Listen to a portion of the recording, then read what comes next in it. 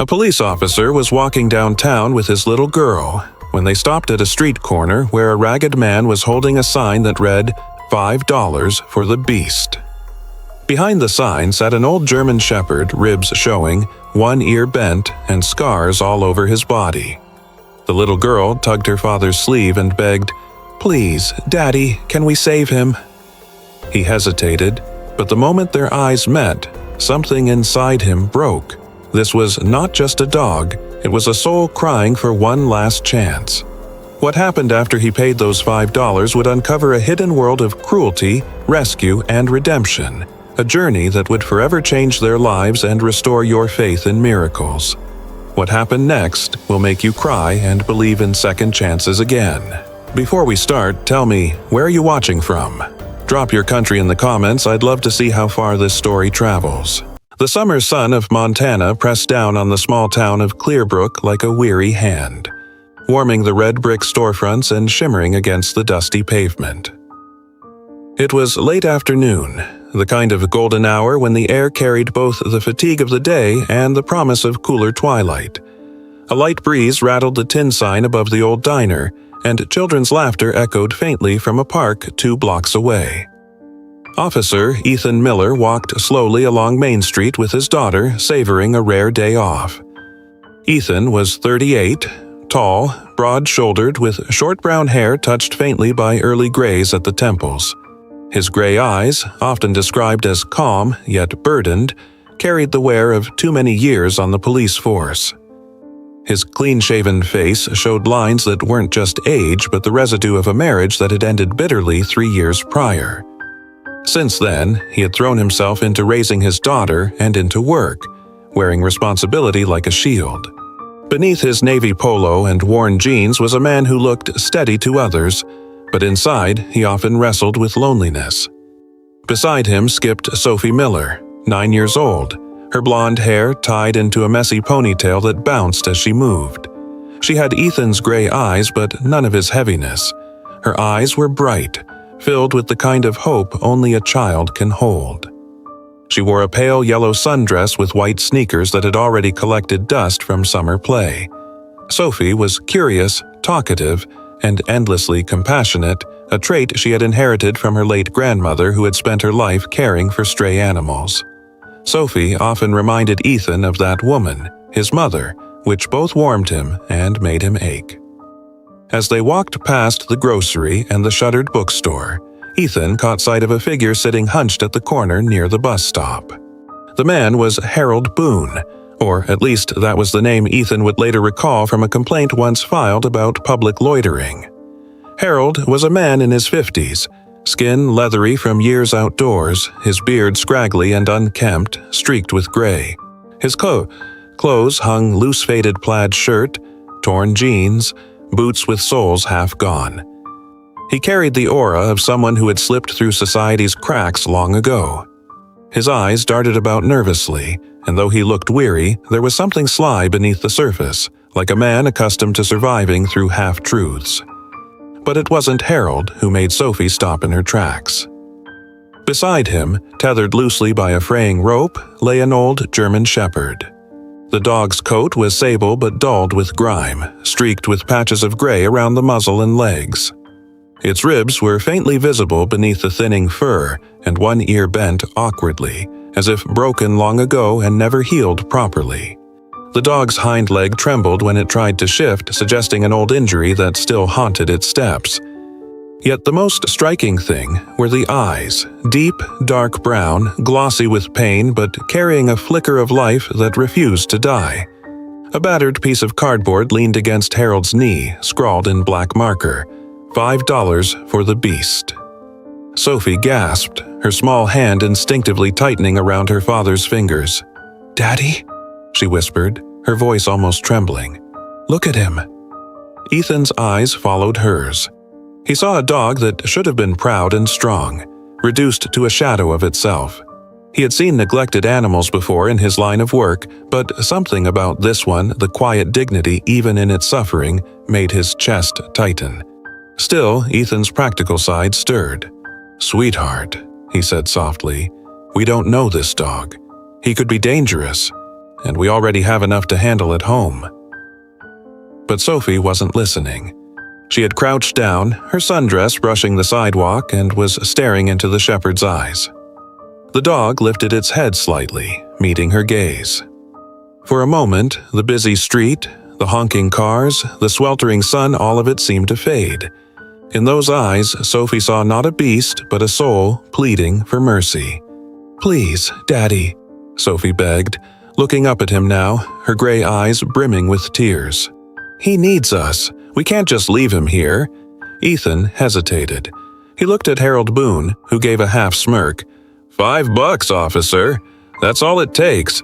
He ain't worth more than that anyway." The casual cruelty in Harold's tone made Ethan's jaw tighten. He hated the way the man referred to the shepherd as if life could be measured in coins. Ethan pulled his wallet from his back pocket, staring at the bills. He didn't need another mouth to feed, especially not one that might come with vet bills and complications. But Sophie's hand was still clutching his, her voice quivering with urgency. "Daddy, please." Ethan sighed deeply. His daughter rarely begged for anything, and truthfully, the thought of walking away from those brown eyes felt unbearable. "Fine," Ethan muttered, pulling out a $5 bill. "But he's your responsibility, Sophie." Sophie's face lit up, brighter than the sun overhead. She sprang up and threw her arms around Ethan's waist. "Thank you, Daddy. Thank you." He handed the bill to Harold, who snatched it quickly, stuffed it into his pocket, and muttered, "Pleasure doing business." Before Ethan could say another word, Harold slung his backpack over his shoulder and shuffled down the street, disappearing into the crowd with surprising speed. It was as if the moment the money was in his hand, he couldn't get away fast enough. Ethan frowned. Something about the man's hurried retreat unsettled him. People usually lingered, but Harold moved like he wanted no part of what came next. Meanwhile, Sophie was kneeling beside the dog, gently stroking its matted fur. "We'll take care of you now," she whispered softly. "You're safe." The shepherd gave a faint, almost imperceptible wag of its tail. Its tongue lolled slightly, and for the first time a fragile sound, half sigh, half whimper, escaped its throat. "What should we call him, Daddy?" Sophie asked, glancing up at Ethan with hope brimming in her voice. Ethan crouched down beside her, studying the dog. The scars across its neck and the limp in its leg spoke of a long, cruel history. He felt an old ache stirring inside him, the same one that often rose when he thought of the people he hadn't been able to save in his career. "We'll think of something," Ethan said gently, running his hand once over the dog's head. The coarse fur prickled against his palm, but beneath it, he felt the faint tremor of life, steady and waiting. Sophie beamed, hugging the dog carefully around its neck. "You're ours now. Don't worry, we're not letting you go." Ethan looked at his daughter, then at the animal, and for a fleeting second he wondered if this choice would change more than just the fate of one battered shepherd. Something about the way the dog looked at Sophie, as if recognizing her, unsettled and comforted him at once. The breeze picked up, carrying the scent of fried food from the diner and the far-off rumble of a train. The evening shadows stretched longer across Main Street. Ethan stood, adjusting his stance, and glanced down the road where Harold Boone had disappeared. The man was gone without a trace, leaving behind only the echo of his cruel sign and the haunting question of why he had parted with the dog so cheaply. For Ethan, a seasoned officer, that detail would not be forgotten. But for Sophie, holding the shepherd's scarred head against her shoulder, none of that mattered. She had saved him. And in that moment, she felt like he had saved her too. The next morning, the sun slid gently over the rooftops of Clearbrook, casting soft light across Ethan's modest backyard. Dew clung to the grass like tiny crystals, and the breeze carried the scent of pine and faint echoes of a world slowly waking. Birds chirped over the fence, and somewhere in the distance, a lawnmower buzzed into life. Ethan stood on the back porch, coffee steaming in his hand, watching his daughter crouched on the patio with a bottle of dog shampoo and a big blue bucket filled with lukewarm water. The shepherd lay quietly beside her, head resting on its front paws, eyes half-lidded but observant. Sophie had been up at sunrise, determined to give their new friend a proper welcome. They had named him Bruno, a name Sophie had chosen after watching an old cartoon the night before. "He's strong like a bear," she'd said, and Ethan had chuckled, though the name did seem to suit the battered old dog surprisingly well. Sophie wore an oversized t-shirt with faded unicorns and bike shorts, her hair tied into twin pigtails, and a pink towel slung over one shoulder. She moved with quiet focus, occasionally glancing at Bruno's face for permission before touching him. He hadn't barked once since arriving, hadn't growled or whimpered, just observed, watched, endured. Ethan set his mug down and joined them in the yard, kneeling beside Sophie. "Need help?" he asked. Sophie nodded without looking up. "Hold his head still while I wash around the eyes. I don't want soap to sting." Bruno didn't resist. He barely moved as Ethan cupped his hands gently around the dog's broad skull. The fur was thicker here, coarser, still matted in places. Sophie squeezed the bottle, and the shampoo foamed across Bruno's back in swirls of white and gray. Then, as her hands worked through the layers of filth, her fingers paused. "Daddy," she said softly, "come look." Ethan leaned closer. Beneath the suds, circling the dog's neck like a ghost collar, was a deep, hairless groove. The skin was puckered, slightly raised, and extended toward the chest where it disappeared beneath thick fur. Sophie touched it gently. "It's a scar," she whispered, like he wore something too tight for a long time. Ethan's jaw tightened. Or, like someone kept him chained, he muttered. As they rinsed and toweled off the rest of Bruno's body, more signs became visible. Thin scars across the ribs, a missing patch of fur near the tail, and most notably, his back right leg bore the signs of an old fracture. He limped slightly, favoring it each time he shifted position. Sophie frowned, her eyes wet with concern. Who would hurt a dog like this? Ethan didn't answer at first. He ran a hand over Bruno's head, feeling the slight tremble beneath the skin. "Some people," he finally said, "shouldn't be allowed near animals, that's all."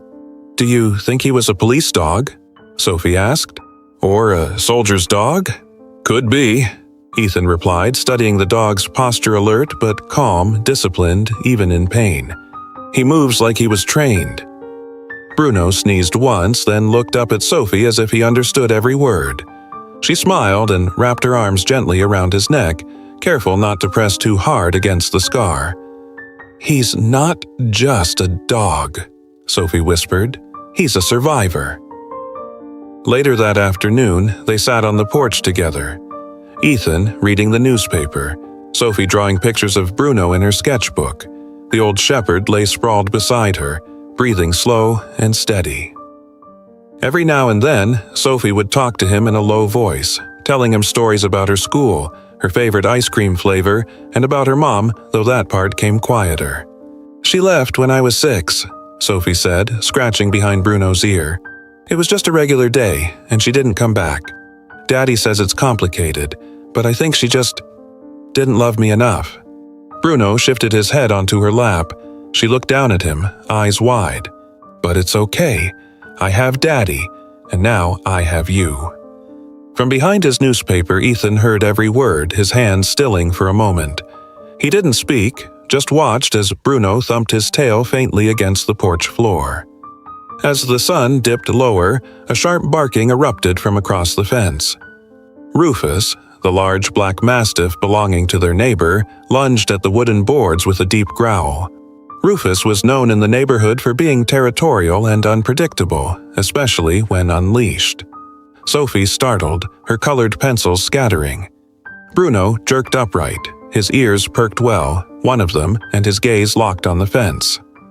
Rufus barked again, snarling, and a thud echoed as he slammed his weight against the boards.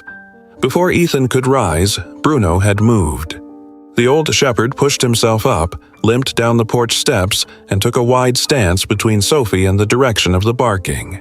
He didn't growl, didn't bark back, just stood firm, body still, tail stiff, as if drawing an invisible line. Sophie remained behind him, holding her breath. Rufus barked one more time, then stopped. Silence fell over the yard. The mastiff slinked away behind the fence. Ethan blinked. "Well, I'll be damned." Sophie grinned.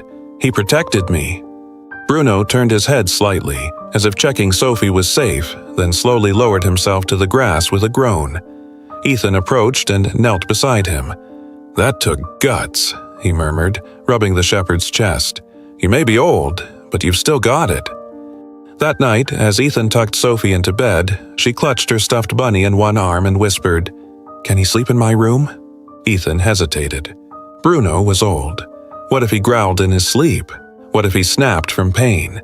But then he saw Sophie's eyes hopeful, trusting, and saw the scarred silhouette of the dog curled just outside her door. "All right," he said, "but only if he stays on the rug." Bruno limped into the room as if he'd understood, circled twice beside her bed and collapsed with a sigh. Sophie reached down and brushed his fur. "Good night, Bruno." And for the first time in a long time, the house felt full again. It was just past 2 a.m. in Clearbrook when Ethan awoke to the sound of claws scratching against hardwood.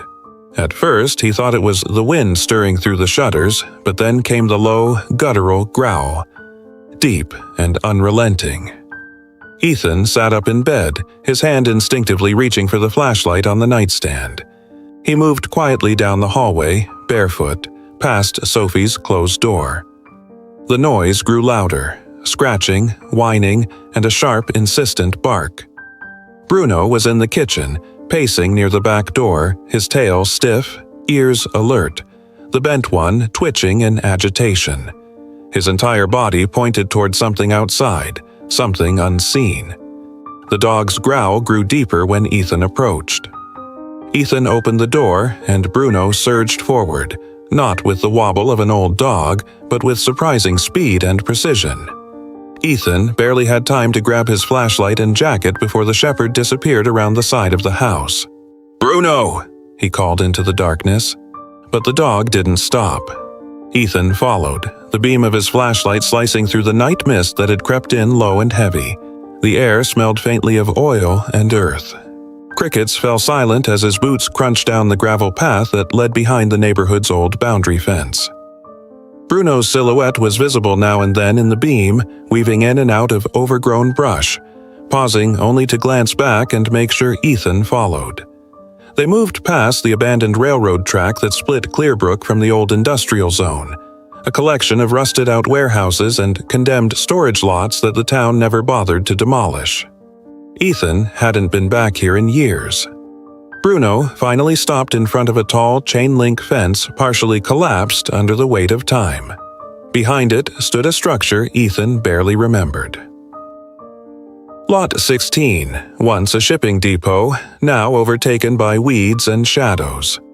Bruno whined and pushed his nose into a gap in the fence, his body rigid with tension. Ethan crawled through after him, flashlight sweeping over the peeling walls and broken windows. Bruno darted toward a side entrance where the metal door hung crookedly on its hinges. The dog waited for Ethan to catch up, then nosed his way inside. The air was thick with rot. Inside, Ethan squinted against the beam of his light.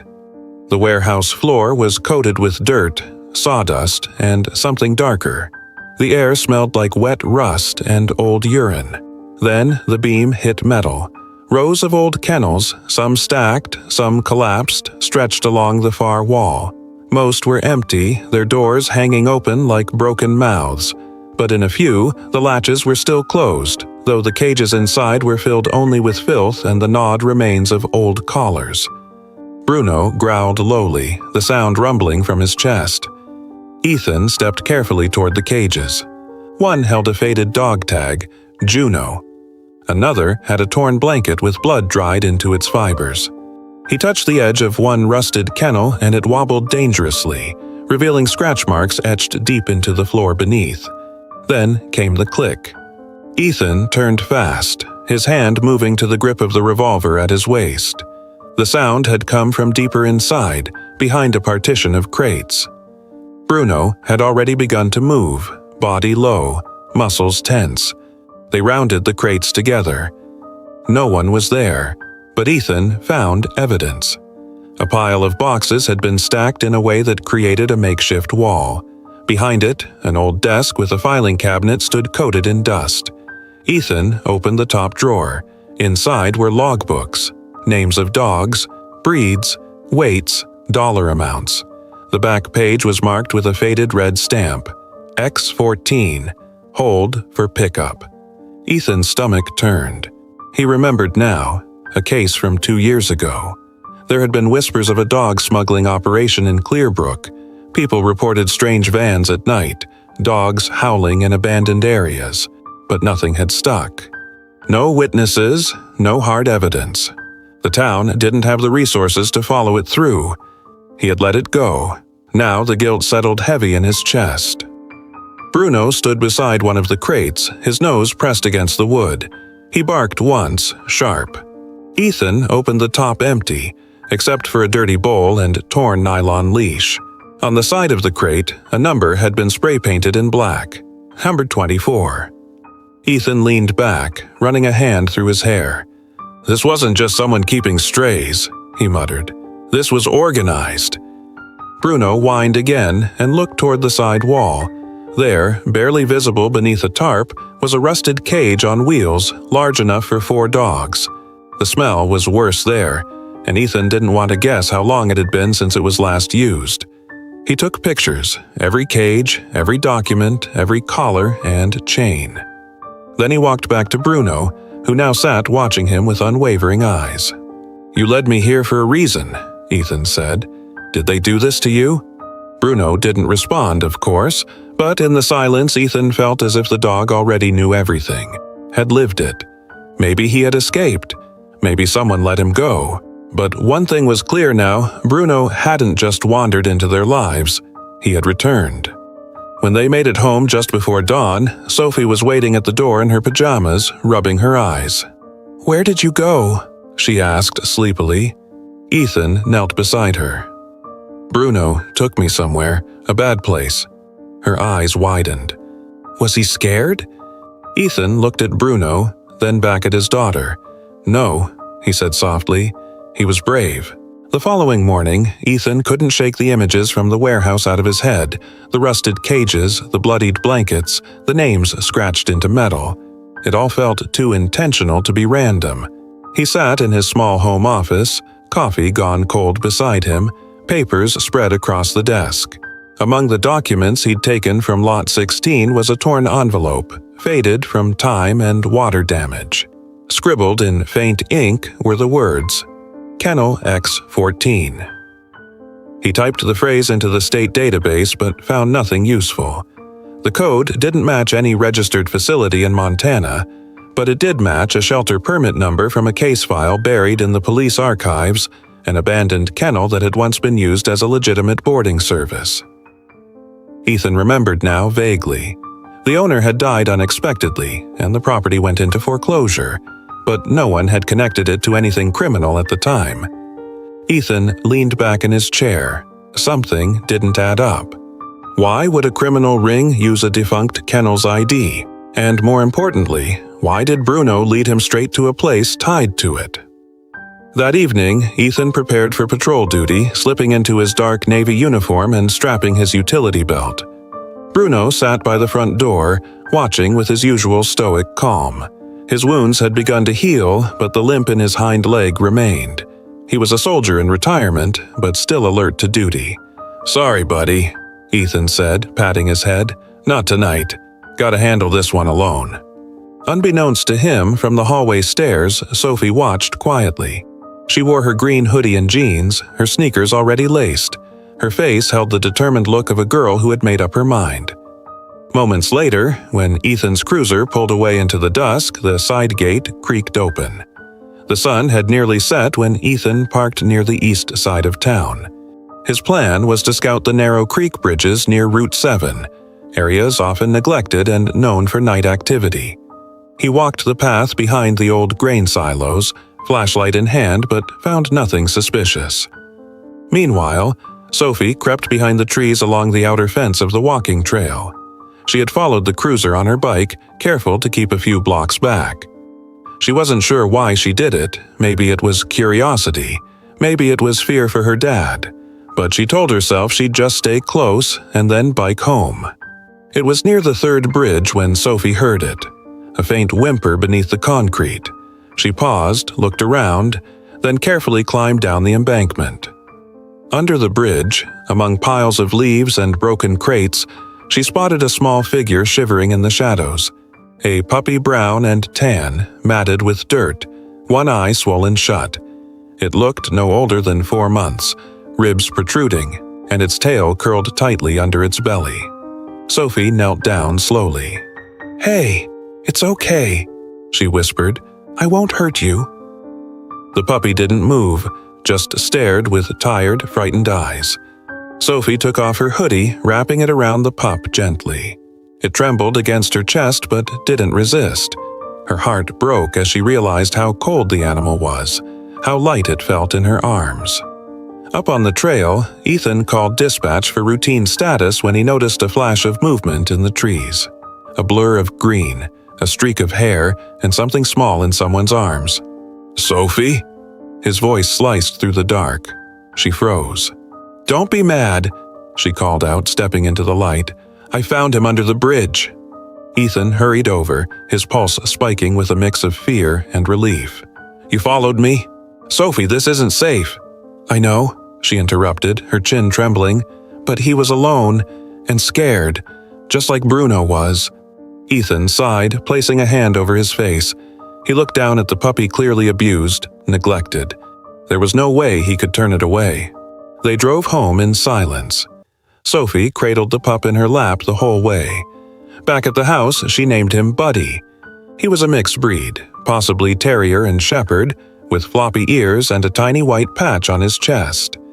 Ethan cleaned his wounds while Sophie held his paw and whispered, "You're safe now, I promise." Bruno approached slowly, sniffing the air. He studied Buddy from a distance, then moved closer and gave a gentle nudge to the pup's ear. The puppy whimpered, but didn't shy away. Bruno lay beside him that night, positioning himself like a guardian between Buddy and the door. Ethan stood in the hallway, watching the scene unfold. The older dog's protective instincts were unmistakable, and something in Ethan softened again. Later, as Ethan sat alone at the kitchen table, sipping a second cup of coffee, he pulled out the old envelope again. His fingers traced the faded name, Kennel X14. "Buddy's not a coincidence," he murmured. "None of this is." Bruno appeared beside him, silent as always. "You knew where to take me," Ethan said, staring into the dog's deep eyes. "And now Sophie finds another one, dumped like trash." Bruno's ears twitched. He didn't blink. "I'm not letting this go." The days following Buddy's rescue passed in a strange hush, like the town of Clearbrook was holding its breath. Ethan couldn't get the name Kennel X14 out of his head. The deeper he looked, the fewer traces remained, like someone had intentionally scrubbed the trail, but silence, in his experience, often screamed the loudest. Late one afternoon, he drove out toward the eastern edge of town, where the woods thickened and dirt roads stretched out like tangled veins. He had received a tip anonymous, scribbled on a slip of paper left under the windshield of his cruiser. "Check the property behind Miller's Quarry, South Path. You'll hear them before you see them." Ethan arrived in plain clothes, his badge tucked into his belt. He wore a black jacket over a faded flannel jeans and boots dulled by years of wear. Bruno sat in the back seat, alert but silent. His ears twitched with every sound and his gaze fixed ahead with steady intensity. As they reached the base of the hill behind the old quarry, Ethan parked beneath a thicket of pines. Bruno leapt down without waiting for a leash. His nose pressed to the ground immediately, tail stiff, moving forward like a compass drawn by memory. Ethan followed, brushing aside branches and undergrowth as they ascended the path. Then came the sound, soft at first. Yelps, whimpers, the faint clink of metal. Bruno paused near a boulder, sniffed twice, then veered sharply left, disappearing between trees. Ethan caught up moments later and found himself staring at a makeshift compound, shielded by wooden pallets and tarps. Barbed wire ringed part of the perimeter. Inside were metal kennels, stacked and chained, holding over a dozen dogs. Some barked hoarsely, others lay motionless, too weak to stand. The air stank of neglect-rotting food, wet fur, rust, and excrement. Ethan's stomach turned. Then he heard footsteps behind him. He turned just as 3 men emerged from the tree line, the kind of men who didn't smile unless they meant trouble. The one in front stood with arms crossed over a sleeveless shirt that showed off tattooed forearms. His name was Vince Jargo, a local mechanic known for dicey dealings. Mid-40s, short black hair, thick build, dark goatee. His eyes were small, squinting with contempt. "Well now," Vince said, his voice slow and sticky like oil. "Didn't expect company." Behind him were Luther and Clem Leaner, both mid-30s, sun-worn faces and hands calloused like ranchers. Clem held a wrench. Luther just cracked his knuckles. Ethan didn't move. "You running this?" "We're minding our business," Vince replied, glancing at Bruno. "You should mind yours." "These dogs are none of yours," Clem interrupted, stepping forward. "You ain't got a warrant, Miller, and you sure as hell don't have backup." Bruno growled low, stepping between Ethan and the men. His old body tensed like a coiled spring, ready to strike if needed. "You threatening a cop now?" Ethan asked, voice steady. Vince tilted his head. "No. We're warning a father. Bad things happen when people dig where they shouldn't." A moment passed. The wind hissed through the trees. Ethan's fingers hovered near his phone, but he didn't reach for it. Not yet. "Walk away," Vince added, his smile fading. "You got a daughter, right?"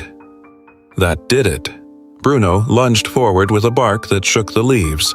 The men flinched, and Ethan used the moment to step back, gripping Bruno's collar. "I'll be back," Ethan said, locking eyes with Vince, "with a warrant and an army." He turned, pulling Bruno along, retreating down the hill before things exploded. His heart pounded. The threat wasn't empty, and they knew Sophie's name. That terrified him more than the compound. What Ethan didn't know was that Sophie had followed him again. She hadn't meant to. She'd only wanted to bring Bruno's blanket he left behind in the back seat. But then the car had driven off, and curiosity had outweighed fear. She had stayed hidden in the underbrush, watching everything, her father, the men, the cages. And the moment she heard Vince say, "You got a daughter, right?" her heart dropped like a stone. That night, Ethan came home later than usual. Sophie was curled on the couch, Bruno at her feet, Buddy asleep in a blanket near the fireplace. She didn't say anything until Ethan hung up his jacket. "I heard them," she whispered. "I followed you. I know I shouldn't have, but I did." Ethan froze, turning slowly. Sophie's eyes shimmered with unshed tears. "They know about me, don't they?" she asked. "The men in the woods." He knelt beside her, gently taking her hands. "They do," he said quietly, "but I won't let them near you. I promise." Sophie threw her arms around him, sobbing into his chest. "Please don't go back. Please, I don't want to lose you too." Ethan held her tightly, eyes burning. Bruno rose, stepping close, resting his head against Sophie's shoulder, a silent shield, a vow made without words. Later that night, as Ethan sat at the table reviewing case files, Bruno wandered into the room and dropped something at his feet, a rusted keyring, covered in dirt. Ethan frowned, picking it up. The tag read Unit B, Forest Lockers, 712X. He looked at Bruno, who only stared back. "You're not done showing me things yet," Ethan murmured. The storm rolled in just after sundown, sweeping over Clearbrook like a beast set loose. Thunder cracked above the rooftops, and heavy rain drummed against the windows in steady, relentless sheets. The entire town had gone quiet, as though holding its breath in the face of what was coming. Inside Ethan's small home, the tension was thick. Sophie sat on the edge of the couch, arms wrapped tightly around her knees. Buddy dozed at her feet, his tail twitching at every rumble outside. Bruno stood near the door, muscles tight, ears alert, as though he already sensed what lay ahead. Ethan double-checked his gear badge clipped under his coat, flashlight, spare cuffs, radio. His police-issued sidearm sat heavy at his hip. He'd made the call earlier that day, gathering a small unit of trusted officers for a covert operation. They'd meet him near the woods behind the quarry, armed with a warrant and ready to raid the illegal compound. But now, as he knelt in front of Sophie, he saw fear swimming in her eyes. "I don't want to stay home," she said, her voice barely above the rain's chorus. "What if they come here? What if they saw me too?" Ethan hesitated. "You'll be safe. The back doors are locked, and I don't want to be without Bruno," she whispered, burying her face into the shepherd's fur. "Please, Daddy, let me come. I'll stay in the car. I won't get in the way." Ethan looked at Bruno, then at his daughter. He saw not just fear but determination in her face. Sophie had already stepped into this darkness. He couldn't erase that. And truthfully, he didn't trust leaving her behind either, not tonight. "All right," he said at last. "But you stay in the car, no exceptions." She nodded quickly, eyes brimming with relief. They left under a curtain of rain, headlights cutting through fog that hovered low over the road. Bruno rode in the back, stoic and still. Sophie sat beside him, hugging a small blanket. They met the other officers, Deputy Carla Boone, a lean woman in her early 30s with sharp eyes and a steely calm, and Officer Jordan Reese, tall and broad-shouldered, known for his quiet loyalty and unmatched tracking skills. The group huddled under the trees near the entrance to the woods. Carla had brought bolt cutters. Jordan carried a flashlight rigged with red film to preserve night vision. Ethan briefed them quickly. "Vince Jargo and at least 2 others are inside. Dogs are in cages, likely unregistered. There may be weapons. We go quiet, we go fast. I'll signal when it's time to move." Then he looked at Bruno. "Find the way." The dog needed no command. Bruno bounded ahead, leading them along the forest trail with confident strides, his paws splashing silently through puddles and slick mud. He weaved around fallen branches, past mossy stumps, and through tight gaps between trees. The compound loomed ahead, almost invisible behind the rain. Tarps flapped in the wind. Dim light flickered from a lantern under the awning. Ethan raised his fist, signaling the team to split. Carla flanked right, Jordan left. Ethan moved straight toward the cages. Sophie watched from the patrol car, heart pounding. She'd promised to stay, but something gnawed at her. She couldn't see her father, or Bruno, or the officers anymore. Just shadows and shapes shifting behind the trees. Then she heard it, a sharp, broken bark. It wasn't Bruno. Inside the compound, Ethan moved with his weapon drawn. He reached the first cage, shining his light inside. 2 small dogs lay curled together, their eyes wide with fear. He nodded to Jordan, who began cutting the padlocks. That's when everything unraveled. A man burst from the shed, swinging a crowbar. Luther, recognizable by his sunken cheeks and missing tooth. He lunged toward Ethan with a roar, the weapon arcing toward his side. Bruno flew. The shepherd slammed into Luther's leg, teeth sinking into denim and flesh. Luther howled, dropping the crowbar, staggering back. Bruno released, turned, and barked again, guarding Ethan's flank. Then, through the chaos, a door creaked open from the far side of the compound. Sophie had slipped from the car. She'd seen movement, seen her father struggle, and before she could think, her feet were already in the mud. She moved past the fence, through the rain, toward the cages. One, near the back, held a dog that didn't bark, didn't even lift its head. It was a female Labrador, old and battered, with a deep gash along her side. Her fur was white with patches of yellow, soaked through and clinging to her thin frame. Sophie reached for the latch, rusted but loose. She opened it and dropped to her knees, whispering, "It's okay. I've got you." The dog whimpered, but didn't resist as Sophie cradled her, the blood from the wound staining the blanket Sophie had carried. From across the lot, Ethan spotted his daughter, and his heart skipped. "Sophie! Get back to the car now!" But before she could move, Clem appeared from the shadows, sprinting toward her, a blade in hand. Ethan ran. So did Bruno. But Bruno got there first. He collided with Clem mid-swing, his jaws clamping around the man's wrist. The knife clattered to the ground as Clem screamed. Bruno didn't stop. He drove forward, forcing the man into the mud with a thud. Sophie scrambled back, clutching the wounded dog, tears mixing with rain. Jordan and Carla rushed in, cuffs ready, backup following close behind. Within minutes, Clem and Luther were restrained. Vince tried to escape through the woods, but Carla's taser found him before the darkness could swallow him whole.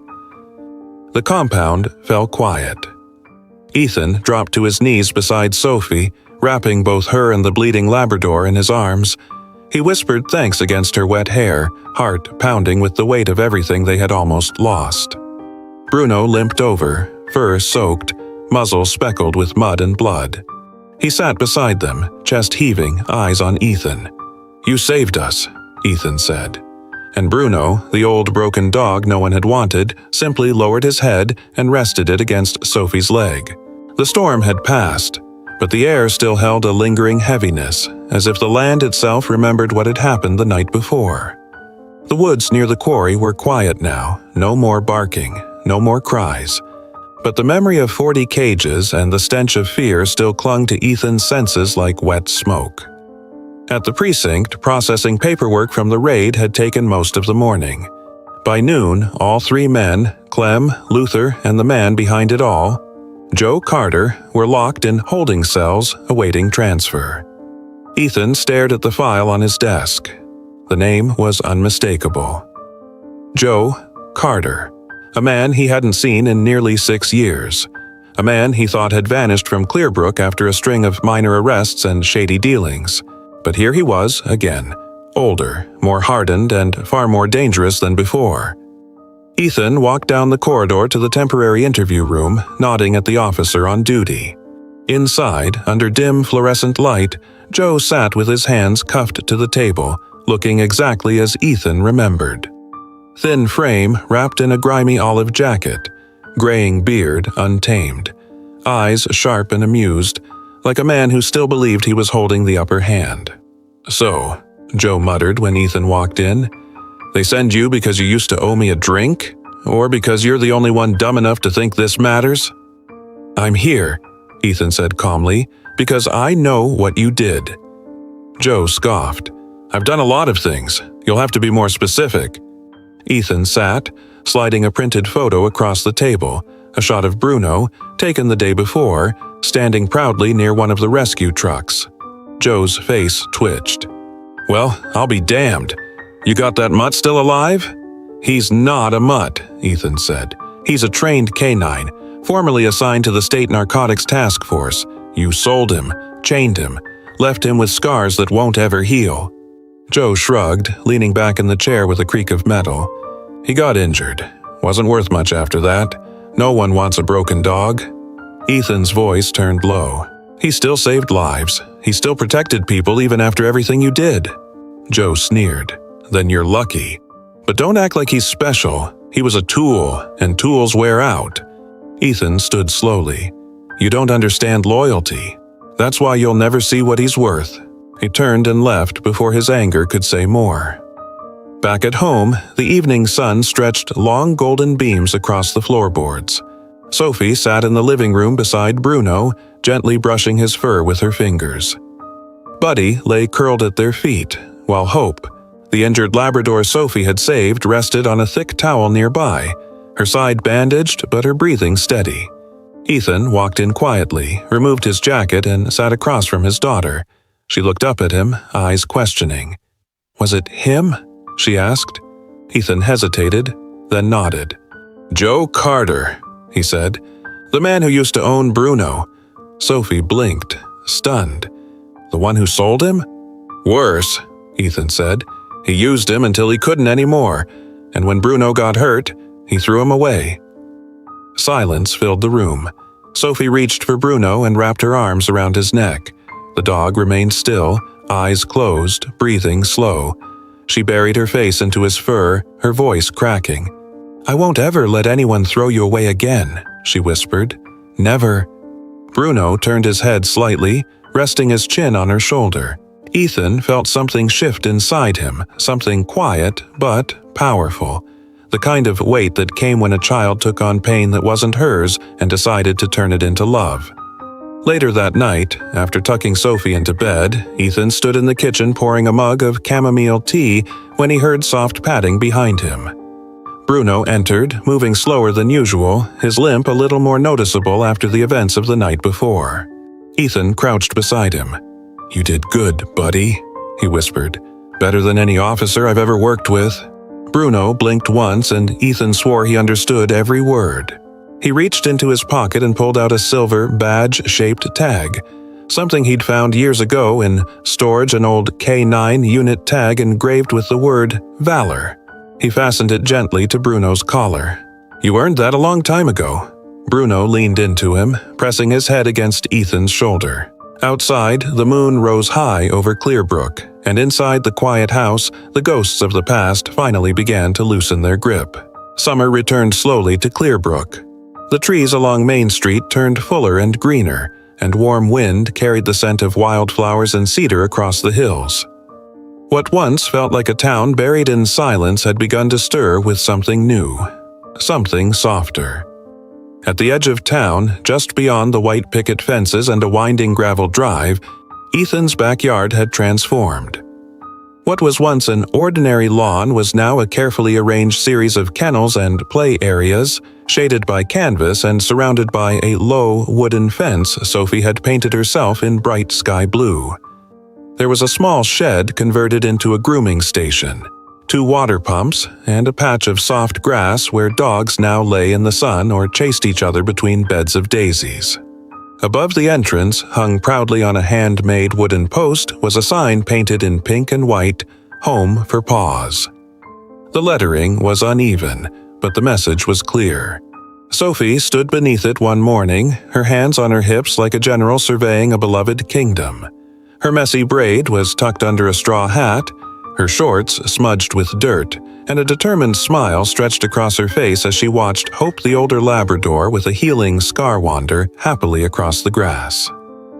Bruno lay nearby, stretched out on a patch of shade beneath a maple tree. His eyes were half closed, but his ears twitched at every sound. His fur had grown fuller again, and though his limp remained, there was grace in the way he moved now. Like time itself had decided to slow down for him. Inside the house, Ethan sat at the kitchen table, pen in hand, sorting through envelopes. Donations, adoption inquiries, messages from shelters across the state. After the bust at the compound and the rescue of over 40 dogs, Ethan's story and Bruno's had spread beyond Clearbrook. A reporter from a regional news station had interviewed them in front of the kennels. Sophie had nervously held Buddy in her lap as the cameras rolled, while Bruno sat proud beside them, tongue lolling. Now, volunteers stopped by weekly. Blankets were dropped off in boxes. Crates of kibble and vet supplies came anonymously.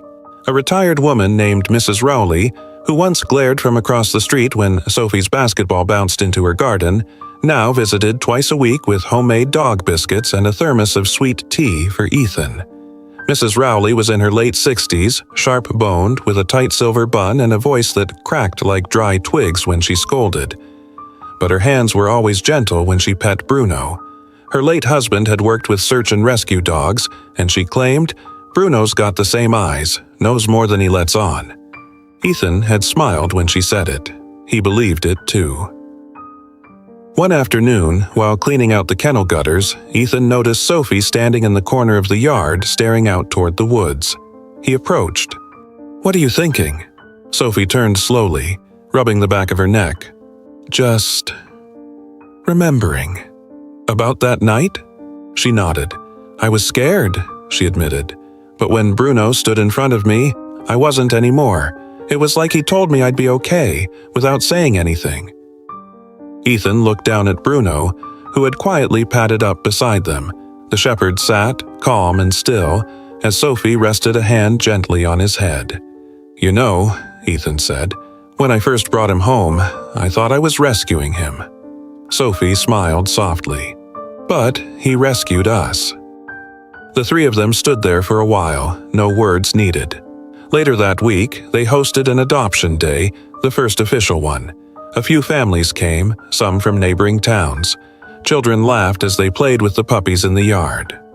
Hope was adopted by a young woman who had recently lost her own dog and cried when the Labrador licked her cheek. Buddy, however, refused to leave Sophie's side, and it was quietly agreed that he had already found his forever home. Bruno didn't participate in the adoption playtime. He preferred to watch from the porch, surveying the yard like a guardian. That evening, when the last guest had left and the sun hung low over the hills, casting golden light across the yard, Sophie pulled out her sketchbook. She sat on the steps and began to draw. When she was done, she showed it to Ethan. It was a picture of the house, the kennels, and the dogs. In the center sat a tall figure in a uniform with his arm around a girl. At their feet was a large German shepherd, eyes full of light. Ethan looked at the drawing for a long time. "What's this?" he asked. Sophie shrugged. "Us? And Bruno? It's not perfect, but—" "It's perfect," Ethan said quietly.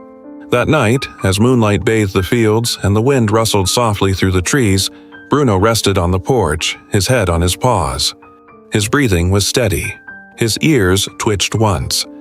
In the window behind him, a family sat around the dinner table. Laughter drifted through the open screen. He had once been forgotten. Now, he was home. Sometimes, miracles don't come in lightning bolts or grand revelations.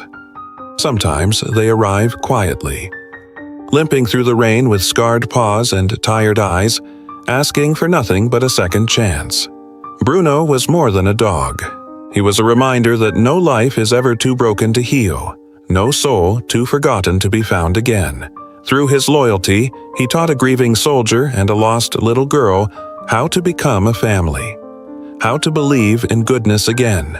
In our own lives, we all carry wounds. We all wait, silently, for someone to say, "You still matter." And perhaps that's the real miracle, when love finds us, even in the darkest corners. If this story moved your heart, share it with someone who needs hope today. Comment Amen below. If you believe every soul, human or animal, deserves a second chance. And may God bless all those who are still waiting to be seen, to be chosen, and to come home. Subscribe to join us in telling more stories of loyalty, healing, and the quiet power of love.